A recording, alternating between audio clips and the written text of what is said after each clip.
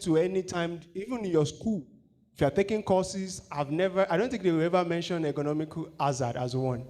The two others are chemical hazard, and the second one is the biological hazard. Biological hazard are based on all these microbial infections and some other biosafeties and biosecurity guiding organisms. You know, that's what the course was pointing at earlier on. So that's biological hazard. But when we come to chemical hazard, it extends down to explosives. It extends down to irritation and some other hazard that comes from chemical use in the laboratory. So now, Now, ergonomic hazards are work-related problems that primarily include cumulative trauma disorder. Now, I told us earlier on, I said we should stand up. The essence is because of this cumulative trauma. Many a time you sit in the same position for so long, and what happens is what results in an ergonomic hazard over time. Your extensive position in a way, the cumulative effect is what makes it different from every other hazard. If we try the post-test, pre-test question, you will see there was a part where it was mentioned that abrasion, that can skin cuts be related as an ergonomic hazard? And the answer was, it cannot. That's the only exception. Every other ones can come through an ergonomic hazard. Skin cut is not ergonomically related. It's something like, even if you keep every ergonomical rule, you can still accidentally have such a cut. So those are things, it's different from an ergonomic hazard. Ergonomic hazard is over the time. So let's continue. Now, ergonomic hazard.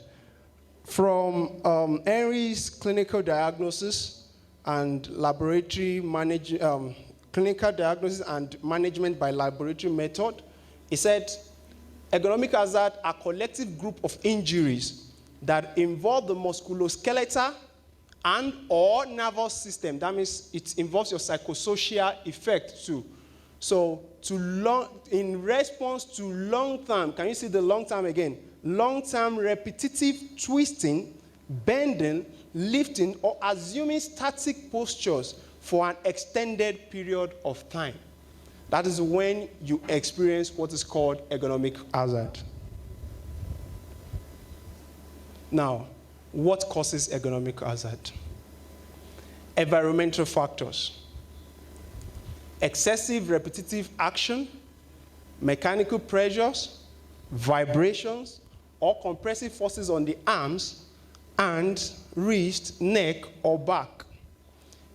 Also, when you put this one, I'm saying this for employers, those who are employers of laborers or administrators. When you are pushing yourself beyond limits, you will result in an ergonomic hazard. And again, when your productivity limits are set too high, you also have ergonomic hazard. Because many a time we want to meet some targets that by reality, you can't meet it. You are telling us to be doing a number of analyses in the laboratory. And in that same laboratory, we have like 4 departments. And there's only one scientist that is there. And they want him to be producing. What will happen eventually? So the scientists will be collapsing. Will be falling hill. So these are the things that we should consider. You know, a few days ago, they were talking on Twitter. There was a talk on Twitter on what we called toxic nature of workplace. And my friend was citing those people that were there. They were top companies. In fact, I was shocked to be finding names like, I want to remember one of them. They are very top tech companies. Anybody who can help me in the crowd? It's not forthcoming, but I know their names. By the time I mention them, you'll be like, wow, they are the company that are being rated high. So, but what we discovered was that people that are employees were complaining that the place were toxic because they need products, and it's because they are putting much on themselves. Now, The Tesla is one, but it's not even Tesla they are mentioning. This is Nigerian company. Yes, one tech company is there. Another one is there. In fact, there are many. I just didn't put them in my head. All right, let's continue. So now, one of the things resultant effect of ergonomic hazard is that there is musculoskeletal disorder of your lower back. And the primary thing is musculoskeletal disorder. It's the commonest. In fact, if you read the paper by Liu, they surveyed about 15,000 people in Taiwan, both female and male. And what was discovered was that every one of them came down with all this musculoskeletal disorder, one from lower back, the other one from neck, wrist, and hand, because they were asking it in form of questionnaire and they discovered that they were having it. Now, the other resultant effect is carpal tunnel syndrome. I believe many of us will have heard of carpal tunnel syndrome if you're a medical laboratory scientist or medical professional. It's part of the anatomy course. And the carpal tunnel syndrome, the reason why you have it is if you are used to computer, if you are pressing, you will discover that you are having pain here. So it's the carpal tunnel syndrome, and it's the compression and entrapment of the nerve from the wrist to the hand. It's also happens if you are writing a lot, if you are documenting a lot too, it happens. So just because you are documenting, that's why you should still imbibe this laboratory information management system. It's also a good way to quickly ease you of writing too much. And moving forward is the tendonitis and the tenosynovitis. You both understand that it speaks about the tendon inflammation, which still came from repeated processes you do while you are in the laboratory. It comes with pipetting. If you are the type that you are pipetting and doing like this, you will discover it. If you are the type that stays with your microscope and you are like this with it, you will experience some of the joint pain here. So all these sheets that covers the synovial joint can also be inflamed due to this process. Now, other resultant effects, this image perfectly describes what I'm talking about. I believe you can all see it. And the next thing that happens is absenteeism due to body pain. This is the resultant effect to those who have work. You start seeing your staff complaining, Oga, mi ò ní lè wá sí ibi iṣẹ́ lẹ́ni o, torí mo ti ní kíní kan because he's experiencing one or two pain. So he needs to go to the hospital. Then you can see hospitalization of your staff, which can also result from this. Then blood vision. If you are staring too much on lenses, you start seeing yourself demanding for glasses. And again, if you are the type that use microscope a lot, I try my best to avoid putting my eyes too much to the microscope. I tell them, see, I will read the number I can. Later, when I will need to go and read it, I will read the rest. So you need to mind your eyes and the lens. And if you are using computers too, be careful. There's a way you should make your environment if you want to use the screen. All these things are things to be considered when you are talking. Now, who are those that are most affected? Well, when I saw these statistics, I was shocked to see that I told you ergonomic hazard cut across all sectors. It's not even only medical laboratory science alone or medical field alone. I was shocked to discover that we are the most affected. See, the musculoskeletal disorder, the musculoskeletal disorder that we experienced here, you could see at the range of 50,000, ours is 56,360, complained by healthcare/social assistance worker. So we are the one that experiences the most, and we don't pay attention to it. In fact, if I ask you, your laboratory today, are you putting consideration into this at all? No. Now, the cost of ergonomic hazard is more. In fact, it's more than what we thought of. This is a research of 1996. It cost the dollar drain by Prince Lubert and Giddens. This is 1996. Now imagine 2022.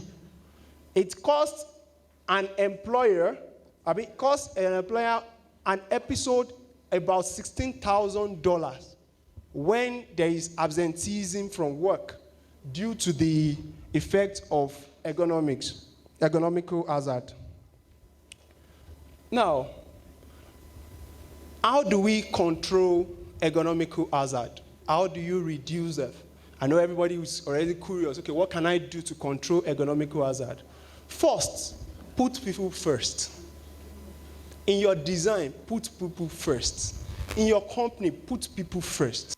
Those who are working, put them first. Put those you want to put on to be clean, put them first. When you put them first, you will understand that you need breaks to be put in the day-to-day activities. I can remember a scenario in 2016 when I was working at the laboratory as an intern at Adeoyo.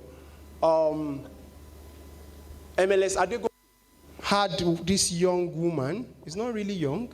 So she came around and said, she works in the laboratory in the UK. So when she came in, she said, I believe you guys are going to be going on break by 12. Everybody busted into laughter. You see? So when you cannot factor break into what your personnel are doing, something is wrong. You should also factor it. Also, exercise. There are some days, you can dedicate some days for them to stretch.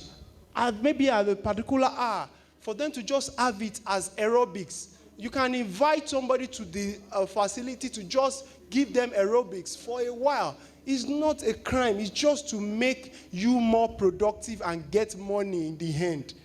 Now, let's go ahead. Think of the process over results. You see, many a time we are after the results. We don't think through about the process. That process is important. Think about the process. Now, implement design thinking. I will be talking a little bit about design thinking later on, but implement design thinking. There's a thinking on design. And you know, being an expert, at least, did I say expert? Yes, to some extent in design, I know what it means to implement design thinking. Now, educate employees on ergonomic hazard and programs. Let your employees know about this.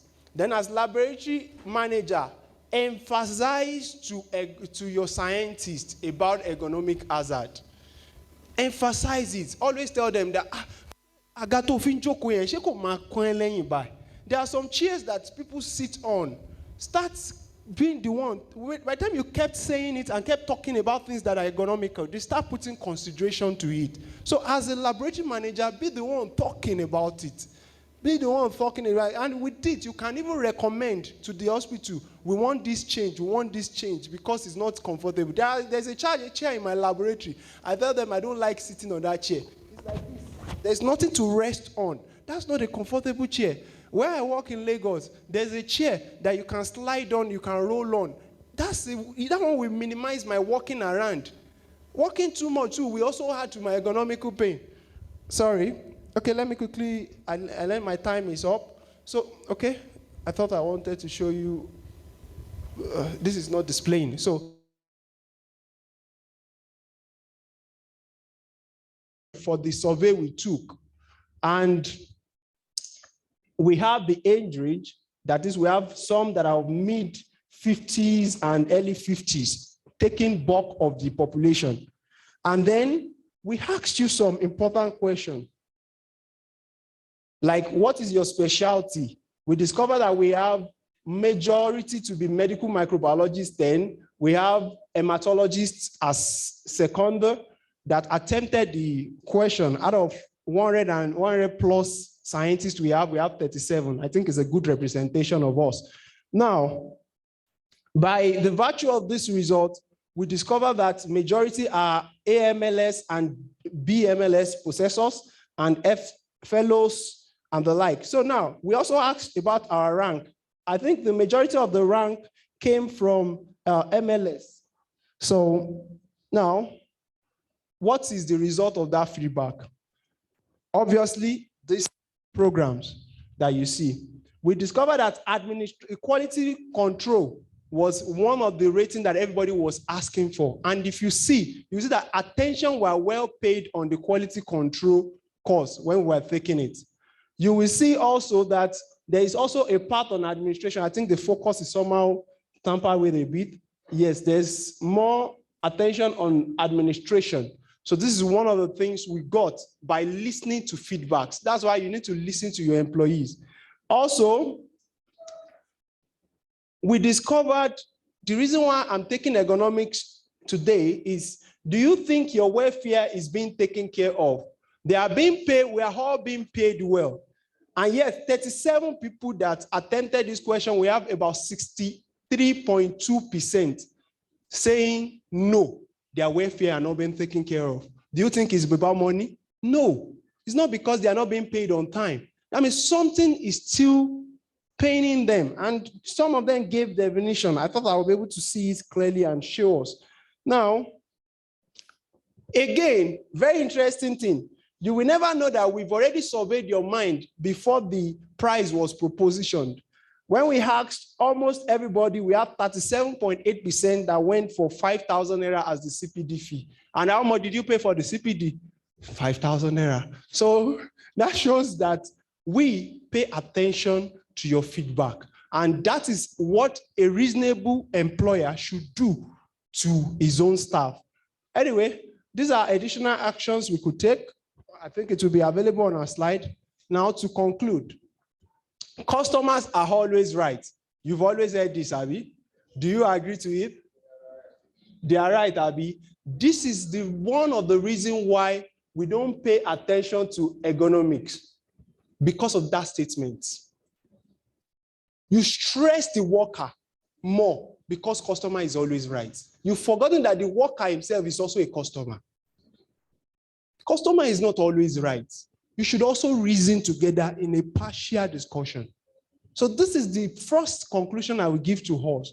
Please, it is the most ignored aspect as ergonomic hazard. Consider it when you are taking your decision.